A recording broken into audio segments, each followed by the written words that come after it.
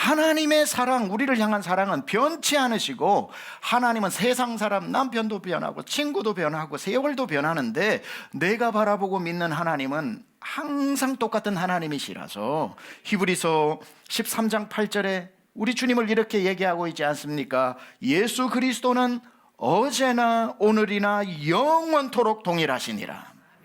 예수님이 변하고 하나님이 변한다고 생각하면 어떡합니까? 우리가 절대로 하나님께 실망할 이유가 없는 것은 하나님은 변치 않으시기 때문에, 어제도 똑같으시고 오늘도 똑같으시고 틀림없이 내일도 똑같으시고 영원토록 같은 분이시기 때문에 하나님은 변치 않으시고 변치 않으시는 사랑으로 우리를 사랑해 주시는 겁니다. 하나님은 우리를 택하신 것을 후회하지를 않으셔요. 왜? 그의 선택에 변함이 없기 때문에. 장세전에 널 구원해야 되겠다 택하시고, 이 세상에 태어나 하나님 정하신 때에 복음 듣게 해서 우리를 믿게 하시고, 우리를 그걸 믿고 선택하시고 구원을 주신 하나님이 우리의 선택이 아닌 하나님의 선택이었기 때문에, 하나님의 선택은 후회하심도 잘못되심도 변함도 없기 때문에 우리를 구원하신 것이 사라지지 않고, 하나님이 한번 택하셨으면 영원히 택하시는 거예요. 어디 하나님이 중간에 내가 실수했다, 널 택하는 게 아닌데, 그러면 그날부터 그분은 하나님이 아니신 거지요.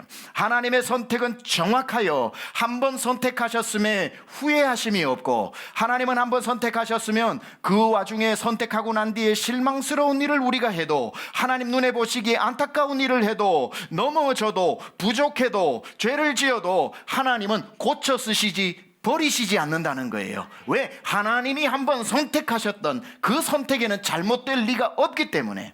그래서 우리야 조석으로 하나님 앞에 사랑이, 아침에는 하나님밖에 없어요, 저녁에 잘 때는 하나, 실망하면 하나님 그럴 줄 몰랐어요, 다음 날은 하나님 죄송해요, 그 다음 날은 역시 하나님 그럴 줄 몰랐어요. 우리는 마음이 이렇게 변하지만 우리를 향한 햇살 같은 하나님의 사랑은 옛날도 지금도 내일도 영원토록 변함이 없는 것입니다. 그래서 우리가 늘 불러야 하는 찬양이 영원히 변치 않는 사랑. 하나님의 사랑이 변하면 그분이 어떻게 하나님이시며, 우리를 향한 그 사랑이 변하면 그게 어떻게 아가페 사랑이겠습니까? 변하지 않아야 사랑이고 변하지 않아야 하나님이시기 때문에, 아무 공로 없는 우리가 창세전에서부터 오늘도 내일도 그 사랑 받고 있으니, 그 사랑 앞에 우리가 할 수 있는 유일한 한 가지는 이것밖에 없습니다. 성도여 찬양하세. 자, 변하지 않는 하나님, 변하는 인간, 변하는 사람 앞에 우리는 많은 실망을 하게 되는데, 변심보다 더 무서운 걸 지금부터 가르쳐 드리겠습니다. 변심보다 더 무서운 것, 우리가 사람을 대할 때에, 변심을 만날 때도 참 두렵고 놀랍지만 변심보다 무서운 게 뭐냐면 본심입니다. 본심이 더 무서워요. 자, 저 사람 진짜 좋은 사람이었는데 변했어. 그러면 좋았던 시절을 추억이라도 하지. 그래도 저 사람 좋았던 사람이야, 그렇게 날 위로하면서 좋게 해석할 수도 있는데, 정말 좋은 사람이었는 줄 알았는데 알고 봤더니 그 사람이 처음부터 지금까지 다 좋은 사람이 아니고 본심을 숨기고 왔다는 것, 본심을 속이고 왔다는 것. 야, 원래 알고 봤더니 좋은 사람이 변한 게 아니라 원래 나쁜 사람이었다는 것. 저 사람이 내가 좋다고 나에게 다가왔을 때에 그렇게 날 사랑하더니만 저 오빠가 사랑이 식었고, 김창호 교수님의 말처럼 발음을 빌리자면 저 오빠가 날 저렇게 좋아하더니 이제는 사랑이 식은 게 아니라 더 그나마 사랑했다가 식으면 그나마 그 변심은 봐줄 만한데, 정말 식은 땀이 날 정도로 분노가 있는 거는 저 오빠가 처음부터 사랑하지 않고 다른 목적을 가지고 온 도둑놈이었다는 거. 그걸 나중에 알게 되었을 때 잠시라도 사랑받아 본 게 아니라 처음부터 저놈이 엉뚱한 마음 먹고 나한테 왔다라고 하는 거. 본심을 알게 되었을 때는 정말 실망감이 이만저만이 아니죠.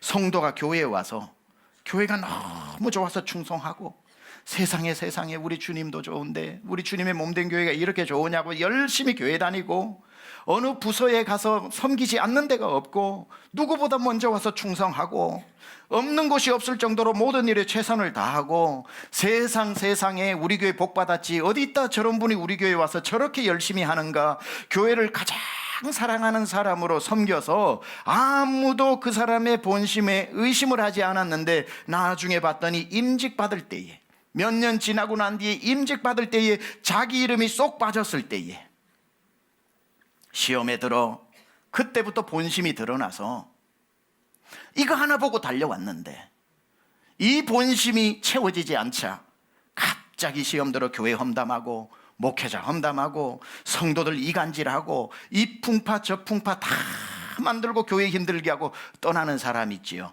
그 사람은 교회 사랑하면 나가면서 내가 우리 교회 얼마나 사랑했는데 우리 교회 이럴 줄 몰랐다고 자기는 얘기하지만 거짓말이에요. 사랑했는데 변심한 게 아니라 올 때부터 본심이 잘못된 거예요. 그 본심은 나중에 어떤 일을 닥쳤을 때의 본심이 드러나게 되어 있다는 거죠. 무서운 겁니다.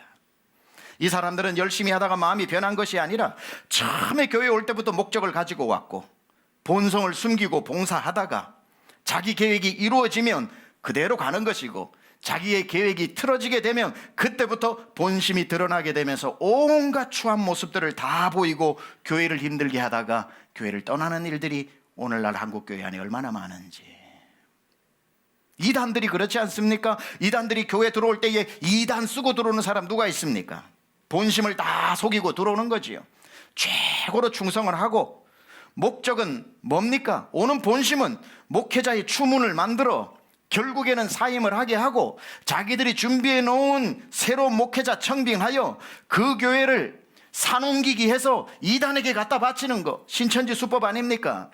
그 본심을 딱 품고 얼굴은 광명한 천사의 얼굴을 하고 와서 죽도록 충성을 하다가 나중에 그 일이 이루어지고 또 그 일이 이루어지지 않고 발각이 되었을 때에 본심이 확 드러나게 되는 거지요. 그때 전 교인들이 놀라면서 하는 말이 뭡니까? 설마 저 사람이 이단일 줄은 꿈에도 몰랐다는 얘기를 하지요. 예, 본심은 숨기면 좀처럼 보이지 않는 겁니다. 어떤 일이 터졌을 때에 본심이 드러나게 되고, 야, 저분이 열심히 하다가 바뀐 게 아니라 변심한 게 아니라 처음부터 본심이 저 마음으로 왔구나 생각하면 식은땀이 날 정도로 무서워지는 거지요. 이처럼 나쁜 본심은 변심보다 훨씬 위험한 겁니다.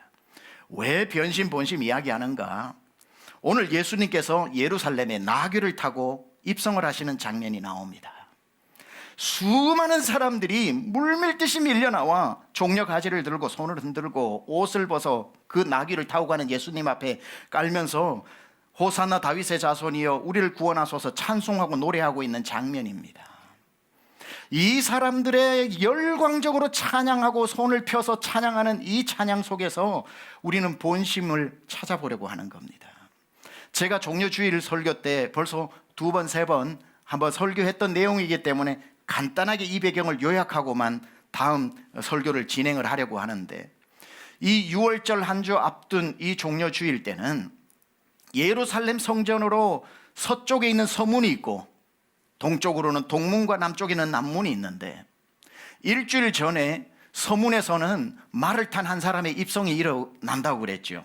총독 빌라도, 가이사랴에 주둔하고 있는 총독이 6월절이면 사람들이 예루살렘으로 다 모이기 때문에 그 치안을 위해서 가이사랴에 주둔하고 있는 로마 군인을 데리고 말을 타고 서문으로 입성을 합니다. 서문은 이 예루살렘 지역의 상류 도시라서 출세한 사람들이 다 모여있는 그곳에 그 빌라도를 환영하기 위해서 옷 잘 입은 사람, 출세한 사람, 명예를 가진 사람, 권력을 가진 사람부터 제사장에서 대제사장까지 다 환호하면서 총독을 맞이하는, 일주일 전에 총독의 입성을 환호하는 일이 서문에서 일어나고 있는 겁니다. 그렇게 와서 총독이 대제사장이 6월절에 입을 옷을 총독이 관리를 합니다. 그래서 총독이 열쇠를 대제사장에게 건네주어야 대제사장이 문을 열고 대제사장의 옷을 입을 수 있기 때문에 모든 권한을 이 빌라도가 가지고 있고, 그 앞에 나아가서 종려 가지를 흔들면서 로마에 있는 네로 황제를, 빌라도를 대신해서 노래를 부르는 일이 서문에 일어나고 있는데, 똑같은 시간에 그것을 풍자하고 패러디하기 위해 예수님이 말이 아닌 나귀를 타시고 가난한 사람들만 다 모여 사는 동문의 베다니 쪽에서 그 기드론 시내로 내려와 지옥이라는 별명을 가진 게헨나 지역을 돌아 남문으로 가는 그 한 4km 정도의 길을 예수님이 서문에서 일어나고 있는 빌라도를 빙자해서 나귀를 타고 가시는데, 그때에 수많은 사람들이 쏟아져 나와서 종려가지를 꺾어서 다윗의 자손이여 우리를 구원하소서, 자기 옷을 벗어서 이 옷을 지려밟고 가시옵소서라고 하면서 또 하나의 축제가 벌어지고 있는 거지요. 호산나 다윗의 자손이여, 호산나 다윗의 자손이여, 우리를 좀 구원해달라는 그 찬양이 서문보다 더 간절하게 들리는 시간이었습니다. 이 본문을, 오늘 저와 여러분 읽었던 본문을 이 배경에서 가만 보면 참 재미있는 한 가지를 발견하게 됩니다. 성경을 보다 보면 예수님이 가시는 곳마다 등장하는 사람이 바리새인, 서기관, 사두개인, 그리고 제사장의 무리들입니다. 이를 갈면서 백성의 자기들이 받았던 인기를 뺏어가는 예수를 어떻게 하면 죽일까 이를 드르륵 갈던 사람들입니다. 성경에 몇 안 되는 가장 많은 사람들이 오늘 모여있는 이 자리에 틀림없이 있을 법한 바리새인들, 틀림없이 있어야 하는 사두개인들, 제사장들, 오늘 본문을 아무리 눈 씻고 봐도 한 사람도 등장하지 않습니다. 그렇게 지겹도록 등장하던 이 사람들이 오늘 1절에서 11절까지 등장을 안 하고 있습니다. 왜일까요? 다 서문으로 달려갔기 때문에, 다 빌라도 앞에 서 있었기 때문에 이날만큼은 예수에 관심 없고 빌라도 앞에 가서 눈도장 찍어야 하니까 그렇게 예수를 괴롭히던 이 잘 나가던 사람들은 한 사람도 오늘 보이지 않는 것. 성경을 배경을 알고 읽다 보면 재밌는 구절들이 이렇게 등장을 합니다.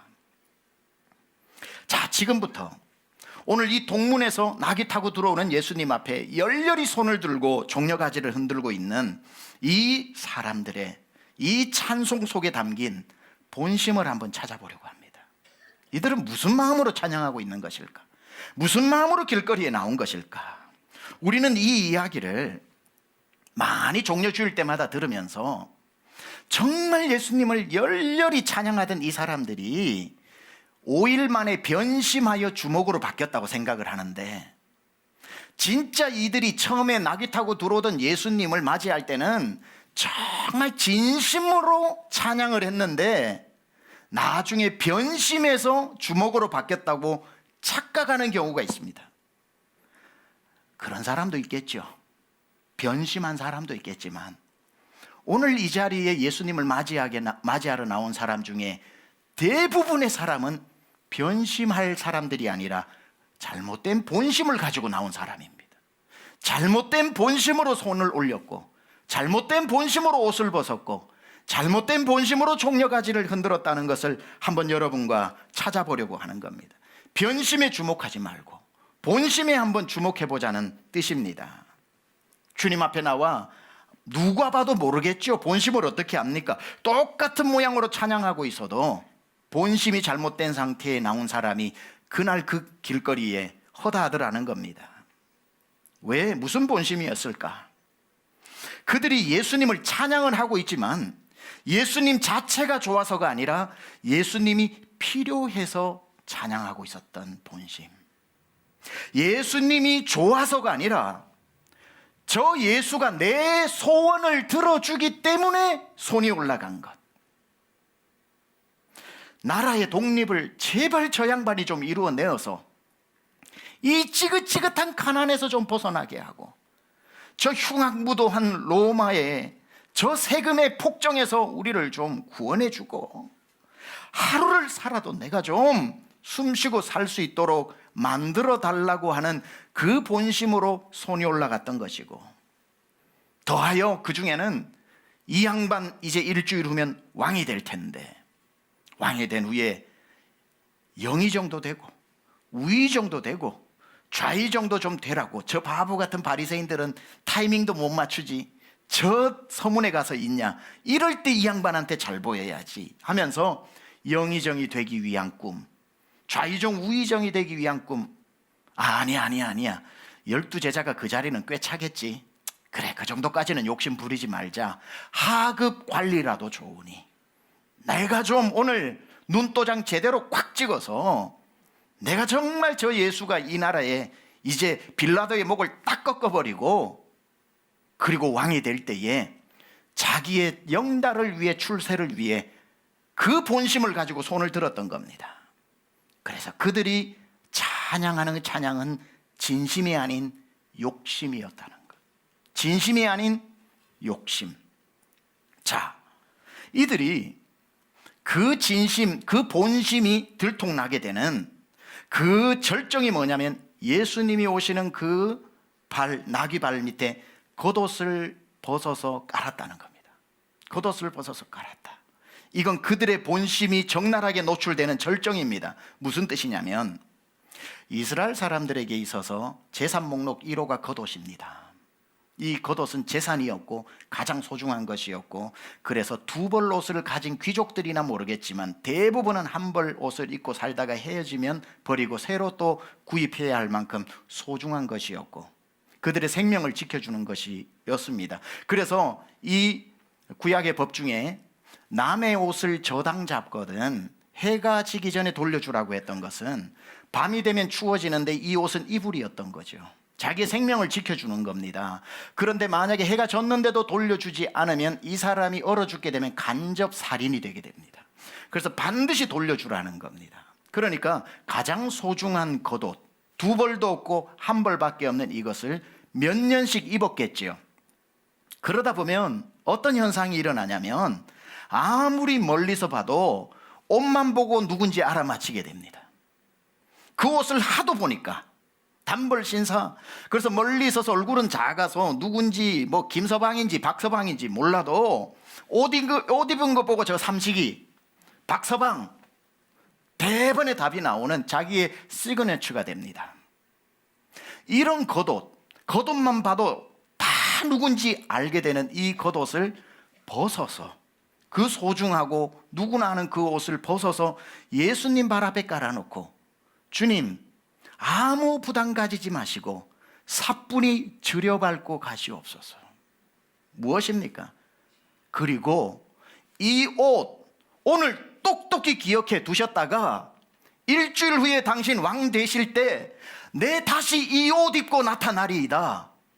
그때에 이 옷 모른 척 하지 말고 그때 이 옷을 입고 나타난 나를 기억하사 이 누더기 같은 옷 한번 제대로 벗어버리고 좀 귀족들의 옷이라도 입혀주시오. 나 오늘 아무것도 아깝지 않게 벗어드리리다. 밟고 갈 때 딴 데 보고 가지 말고 이 옷 똑똑히 밟고 지나가시고 다시 일주일 후에 입고 나타날 테니 이 옷 보거들랑 이 사람 나에게 이 귀한 옷을 아끼지 않고 깔아줬는데 한 자리 줘야 되겠다. 반드시 이 지긋지긋한 옷 벗겨주시고 좀 남들 앞에 설 수 있는 옷 입혀달라는 무서운 본심이 들어있었던 거죠. 무서운 본심이 들어있었던 겁니다. 그들이 옷을 벗어 예수님 발 앞에 깔았던 것은 그러므로 희생도 아니고 헌신도 아니고 사랑도 아니었고 출세를 위한 욕심이었던 것입니다. 출세를 위한 욕심. 그런데 아무도 몰랐던 그 본심, 내 옷까지 깔아주면서 사람들이 저 사람 생각보다 믿음 좋네, 저 옷 하나밖에 없는데 저걸 깔아? 그런 줄 알았는데 일주일이 채 되기 전에 기껏해야 5일 되던 날, 내 마음에 그렇게 꿈꾸었던 이제 저 예수가 서문으로 들어온 빌라도 목을 똑 꺾어버리고 범죄자들 달던 십자가 부숴버릴 줄 알았는데 빌라도의 목을 꺾기는커녕 빌라도 앞에 목이 꺾이고 십자가를 부수기는커녕 십자가에 매달리고 있는 예수를 보고 나니까 뭐가 나와요? 본심이 나오는 겁니다. 이건 아니잖아. 내가 그렸던 그림은 이게 아니잖아. 찬송 속에 숨어 있었던 이글이글거리던 본심이 나와버린 거죠. 자기도 모르게 터져 나오는 겁니다. 저놈 십자가에 못 박아라. 아무 쓸데없다. 그렇게 무서운 본심이 자기도 모르게 나와 주님밖에 없다고 손폈던 이 찬양의 손바닥이 주먹으로 바뀌더라는 거죠. 본심이 무서운 겁니다. 그들은 5일 만에 변한 게 아니라 5일 만에 본심이 드러난 겁니다. 5일 만에 변한 게 아니라 5일 만에 그들이 누구였는지 본심이 드러난 거라고요. 예수님을 5일 전에는 뜨겁게 사랑했으나 미안해요, 이제 그 사랑 식었네요가 아니라 그 앞에 찬양하는 그때도 사랑하지 않았던 거죠. 예수의 자체에 대해서 아무 관심 없었던 거죠. 그들은 예수님을 사랑한 것이 아니라 출세를 사랑했던 것이고 출세와 영달을 사랑했던 것입니다. 예수가 아니라 예수가 줄 출세를 사랑했던 것입니다. 그들은 예수님을 사랑해서 귀한 옷을 벗은 것이 아니라 더 나은 옷을 입기 위해 벗었던 것입니다. 내가 500만 원을 하나님 앞에 드린 것은 주님이 너무너무 좋아서 드린 게 아니라 5천만 원을 주실 것을 기정사실로 하고 드리는 그러한 모습과 똑같다는 거예요. 그저 주님 내 인생 드려도 할 말 없으나 내 가진 가장 소중한 이것을 드립니다 하고 드리는 것이 아니라 주님 앞에 드리면서도 기억하십시오. 오늘 이거 주님 받으시고 기억하십시오. 그리고 이것을 반드시 5천만 원으로 돌려주십시오라고 하는 성도들이 한국교회 안에 얼마나 많은지. 내가 옷까지 깔아주었으면 이 정도 했으면 당신은 이 옷 정도는 벗겨줘야죠. 하급 관리 옷이라도 좋으니 그 정도 옷은 입혀줘야 되는 것 아닙니까? 하는 본심으로 옷을 아무 주저함 없이 벗어 길에 깔더라는 겁니다. 물론 여러분 이해합니다. 이해해야죠. 이분들에게 무슨 소망이 있어서 그 정도 욕심도 못 내겠습니까? 삶이 힘든데 무슨 예수만 바라봅니까? 그냥 예수라고 하는 영웅이 나타났으면 그 사람이 해줄 일을 기대하는 것 나 100% 저는 이해합니다. 하루하루가 이 사람들에게 동문에 사는 사람은 지옥 같았고 저 게헨나, 지옥이라고 별명하는 저 시체 타는 게헨나, 쓰레기장 게헨나에 올라오는 구름보다도 더 지옥이 우리 집이고 태어날 때부터 가난한 동네에서 태어나 살면서 무시받고 천대받고 공부 한 자 못 해보고 더 이상 살아도 사는 게 아닌 내일이 없는 이 사람들, 그러던 중에 예수라는 양반이 등장했으니 마지막 정말 지푸라기라도 잡는 심정으로 예수 안에 뭔들 기대를 못 걸겠습니까? 이해한다고요. 제가 설교를 준비하면서 저를 여기 갖다 놨습니다. 나였으면은 그러면은 본심이 이런 마음이 없었을까? 10번 20번 생각해도 있었겠더라고요. 아니 삶이 힘든데 본심, 진심, 변심 따질 데가 어디 있어요? 그냥 그 예수를 지푸라기 잡듯이 잡는 이 사람들 마음 이해합니다. 또 이해해줘야 됩니다. 그것 때문에 교회 나오고 힘들어서 교회 나오는 사람들 잘못됐으니까 가라 아니죠. 그 마음이 뭐든지 나오는 거 다 이해합니다.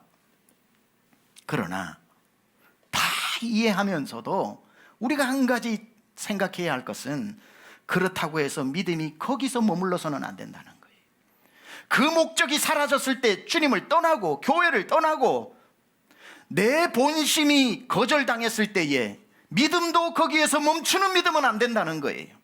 교회 나올 때야 아파서 나오고, 교회 나올 때야 실패해서 나오고, 교회 나올 때야 외로워서 나오고, 교회 나올 때야 속이 상해서 나오는 거, 교회 와서 위로받고 싶고, 교회 와서 좀 응답받고 싶고, 교회 와서 병도 낫고 싶고, 그래서 우리 다 나온 거 아닙니까? 다 이 사람들처럼 길거리에 나온 거 맞아요. 그런데 그렇게 해서 응답되는 사람도 있지만 예수님이 십자가에 달려버리는 것처럼 거절당할 때도 있지 않겠습니까?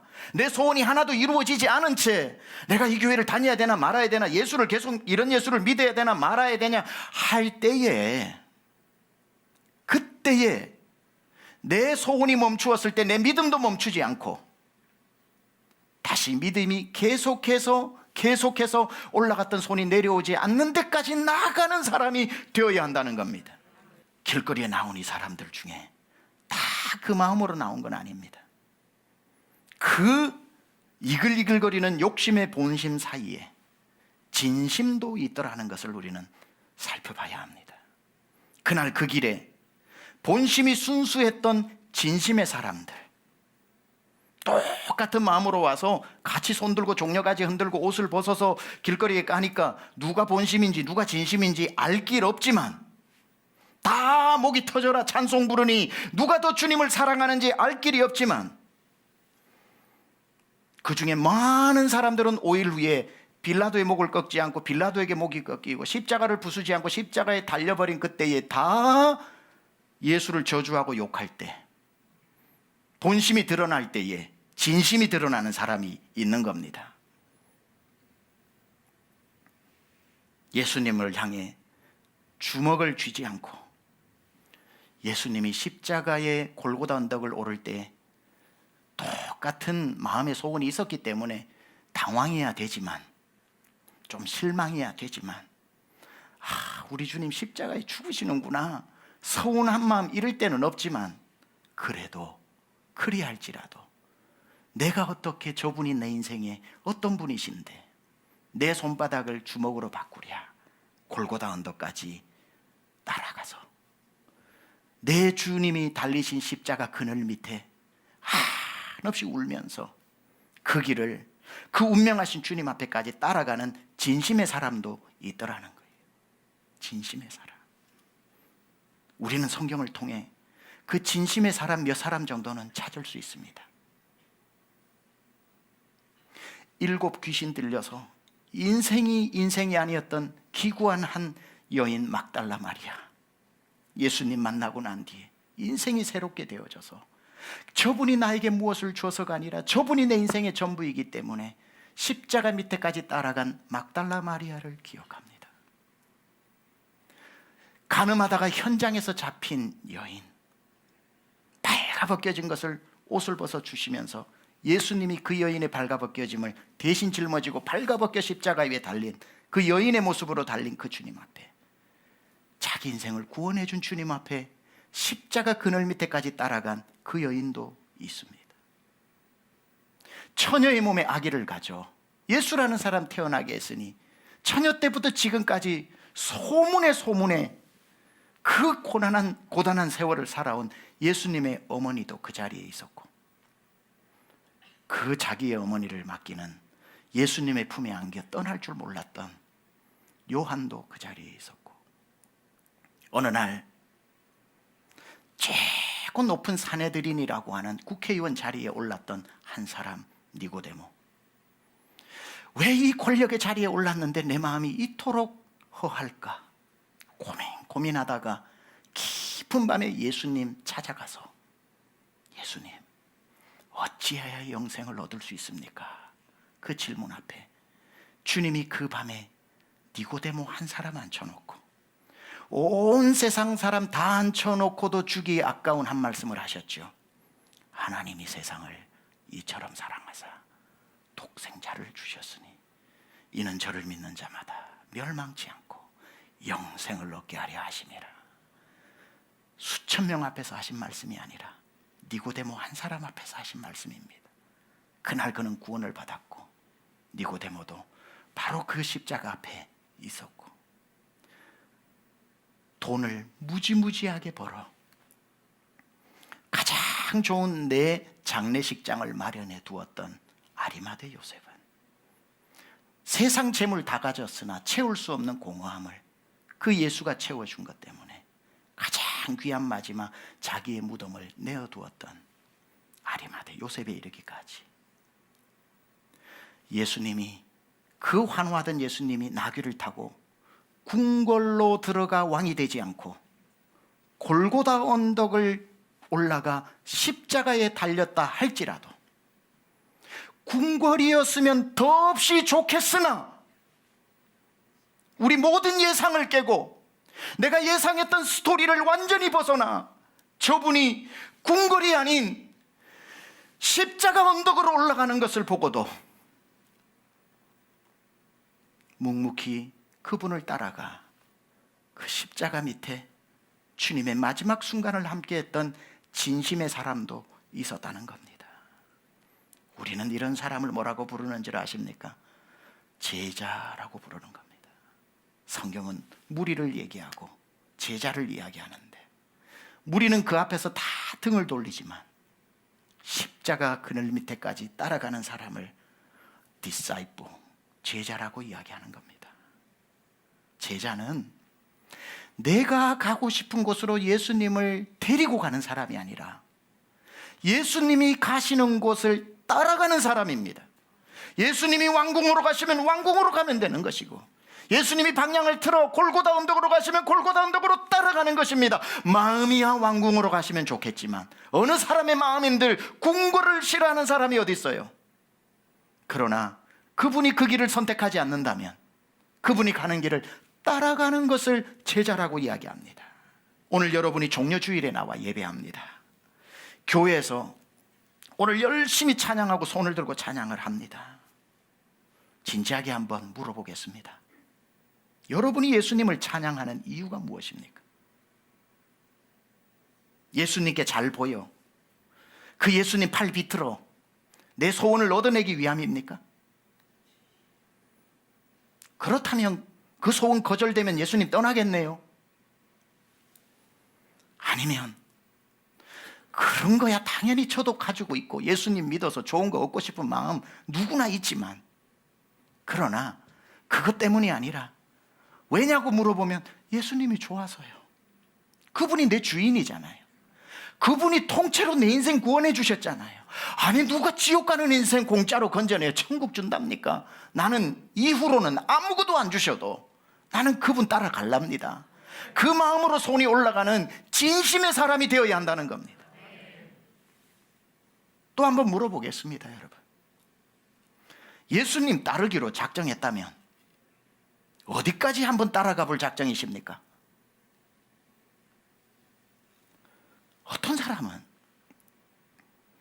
여호와는 나의 목자시니 내게 부족함이 없다고 해서 따라서 예상했던 대로 푸른 초장 쉴만한 물가부터 데리고 가는 사람이 있어서 야, 예수 믿어봐야 되겠네 하고 그런 줄 알고 내가 따랐는데, 어떻게 하나님은 내 인생에 그 구절을 빼버리시고 여호와는 나의 목자시니 하고 따라갔는데 나를 사망의 음침한 골짜기로부터 데리고 가는 사람도 왜 없겠습니까?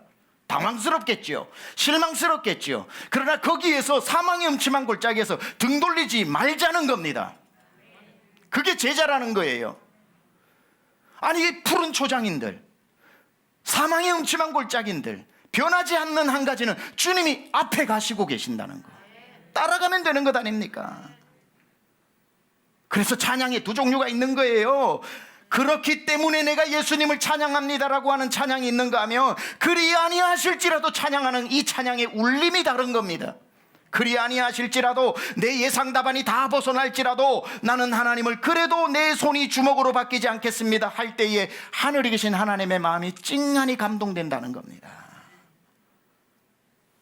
오늘 길거리에 쏟아져 나온 사람들의 찬양의 유통기한이 딱 5일이더군요. 여러분의 찬양은 유통기한이 얼마나 됩니까?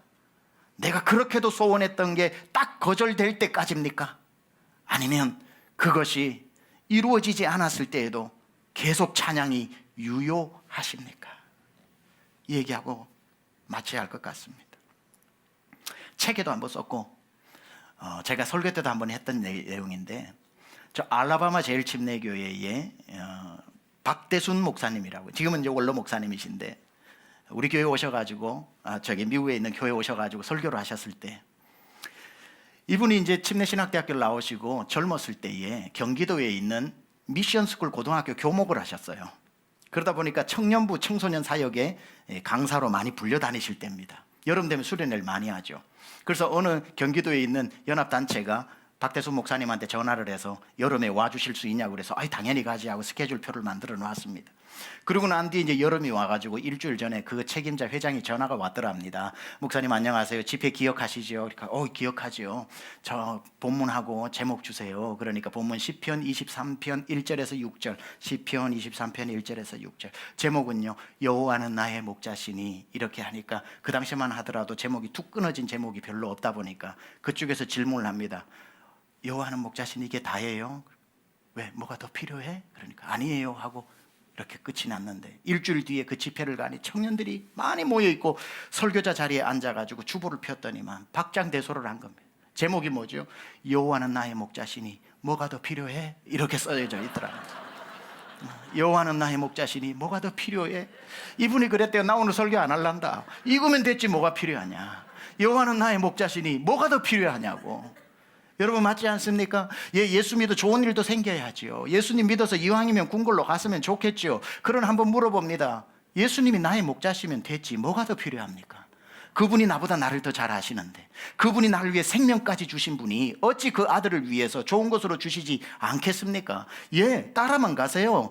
이렇게만 하세요. 우리 예수 믿다가 여러분을 궁궐로 데리고 가실 때도 있습니다. 궁궐 알레르기 가지지 마세요. 주님이 예수 믿는데 궁궐의 경험을 하게 하실 때는 맛있게 먹으세요. 좋은 옷 입으세요. 좋은 마차 내주면 타세요. 그것도 누리는 겁니다. 그러나 거기까지만 멈추지 말고 여기가 좋사오니 여기에 있자고 베드로처럼 우기지 말고, 주님이 한 상 잘 드시고는 손을 자 이제 다른 데로 가자 하고 가는데 따라가 보니 사망의 음침한 골짜기 골고다 언덕이라며 나는 못 갑니다 하지 말고 거기도 따라가야 제자라는 거예요. 그게 진심으로 따르는 제자의 모습이라는 겁니다. 이 얘기만 우리 기억합시다. 오늘 말씀이 한 2, 3분 길어지지만, 피터 스카지로라고 하는 분이 쓴 정서적으로 건강한 제자라고 하는데, 이 책에 의미심장한 이야기가 하나 나오는데 이것만 잘 들으세요. 베드로의 이야기입니다. 베드로가 예수님 앞에 주는 그리스도시여 살아계신 하나님의 아들이라고 하니 예수님이 너무 좋으셔서 너는 베드로라, 너는 반석 위에 내 교회를 세우리라 칭찬을 막 하시고, 너 믿음 이 정도면 됐겠다 싶어서 이제 예수님의 진정한 본심을 말씀하시죠. 내가 사실은 십자가에 매달려야 된다. 딱 십자가 얘기가 나오자 베드로가 간하여 이르되, 헬라어로 멱살 잡고 벽에 붙이다는 겁니다. 멱살 잡고 벽에 붙이면서 어찌 십자가를 지십니까? 내가 뭘 버리고 당신을 따라왔는데 십자가라니요. 그때 예수님이 사탄아 내 뒤로 물러가라, Satan get behind me, 내 뒤로 물러가라라고 이야기하시죠. 이 책에서 아주 의미심장한 한 가지를 베드로를 고발하고 있습니다. 그때까지 베드로는, 잘 들으세요, 그리스도 중심으로 살았지만 십자가 중심으로는 살지 않았다. 그리스도 중심이라고 하는 너무 멋진 말에 속지 마세요. 그리스도 앞에 형용사가 되게 많아요. 베드로는 그리스도 중심으로 배도 버리고 삶도 버리고 그리스도만 따라갔지만 자기가 따르는 그리스도 안에 십자가는 없었던 거죠. 우리가 따르는 그리스도는 십자가를 지신 그리스도입니다. 내가 그리스도와 함께 십자가에 못 박혔다면 이제는 내가 십자가에 예수님과 같이 붙었다는 거예요. 이분 가시는 대로 우리는 무조건 가야 돼요. 예수님 그런데 목마타 목에 올라타 놓고 이런 성도 있어요. 귀 딱 잡고 예수님 왼쪽, 예수님 오른쪽, 예수님 스탑, 예수님 가세요. 아닙니다. 목에 올라타고 예수님 귀 잡는 성도 없어야 됩니다. 우리는 예수님 등에 타고 그분의 심장에 내 귀를 대고 주님 가시는 대로 가세요. 내 따라가겠습니다. 주님을 내 앞에 세우고, 그것이 궁궐이면 궁궐로, 그것이 골고다면 골고다로, 주님 내가 올라갔던 내 손이 평생의 유통기한 없이 찬양하며 살게 하여 주옵소서. 십자가의 골고다까지 걸어가는 제자 되기를 축원합니다.